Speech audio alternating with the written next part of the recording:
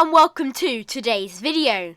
In this tutorial we're going to be diving into the basics of Davinci Resolve 18, which is perfect for those of you just getting started with editing or whether you're experienced.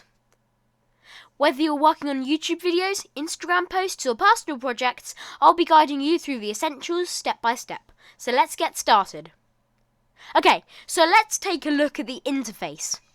When you open Davinci Resolve, this is what you'll see once you've selected your project that you want to edit. On the top, we've got our menu where we can select options such as File, Edit, Trim, and so on and so forth. On the bottom, you can select your main things such as the Fusion page, the Colour page, and the Fairlights tab. In the middle here is your timeline, and this is where most of your editing is going to happen. Here you can drag and edit stuff. Now let's walk you through the basic tools that you'll be using the most. So first up there is the Cut tool. Simply press this button and then remove the clip that you do not want. I will go through an example with you. This is my file explorer, and in downloads I've got some files that I would like to go and move this over into our Davinci Resolve project. So I'm just going to move these files over quite simply just by dragging them over. It may take some time to load if you're doing this for the first time, especially if the videos are high quality, such as 1400 by 800. So once these are dragged in, they're going to be coming in what's called your media pool. And from your media pool you can create a timeline, and a timeline is effectively some area of time. So now I've created a timeline, and you can see that's represented by timeline 1 over here. If I added another piece of footage on the end, that would add on to the end of timeline 1, since all of this and everything that goes after this will be known as the timeline. So we can give our clip a watch. You can see it's a nice clip of a turtle swimming in the sea. Very nice. I love turtles. And if we want to clip some of it, so for example we wanted to get rid of this, we're just going to press this, go to the end of the bit that we want to clip out, say for example here, press the scissors button again. So now we've got this second section, the first section, and this bit, which is what we want to cut out. So you can press the delete button, right click and delete all, just press the backspace button, and then it should automatically merge the other two clips together.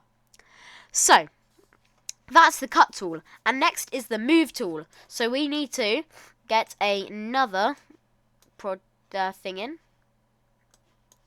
Why do things never work when you want them to work? Goodness me. Is it this one that you want? Yes, this one. Sorry, because I was being silly. Right. So, if we want to use the Move tool, we're going to have to add another clip on the end. We can do the same thing by cutting and pasting. Say, for example, I don't want the end part. I can just cut off the end part. And now I want to move this middle part to halfway between this big section 2 of the fish thing. For simplicity purposes, I'm just going to join these together.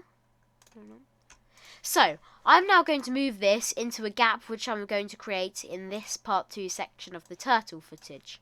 So, I'm going to now just trim this here, and using this overview of the time bar, I'm going to just slide it and drag it into there.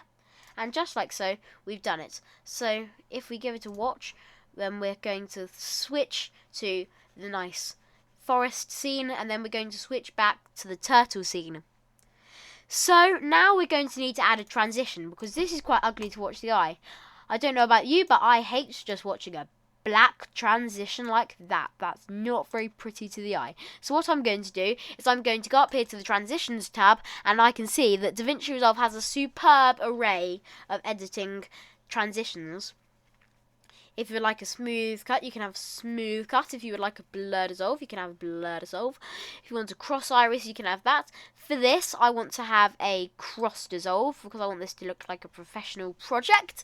And then I might have a blur dissolve. Oh no, just to keep it simple, I'll have a cross dissolve again. There we go. And you can choose when to have it, so you can start. So there's no transition in the second scene, no transition in the first scene, or in the middle. I like it in the middle. So we can give it a watch from about halfway through. You can see nice turtle, and now it's going to do a nice transition to the forest scene, and it's going to transition back to the nice turtle again. Hello. So that's basically most of the things that you're going to be using on a day-to-day basis. Cutting, adding clips, moving clips, and doing transitions. But what if you want some audio?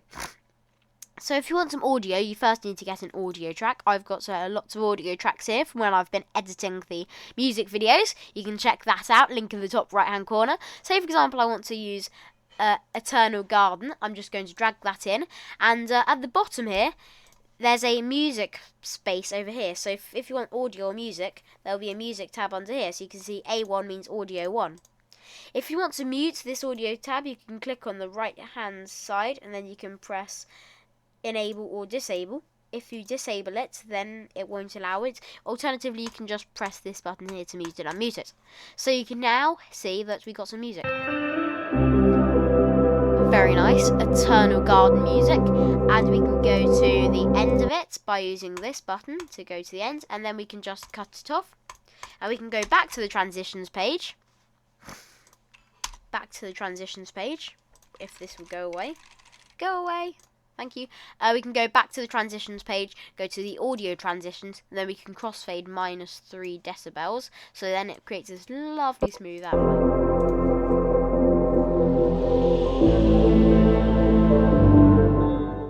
Doesn't that just make you feel so relaxed?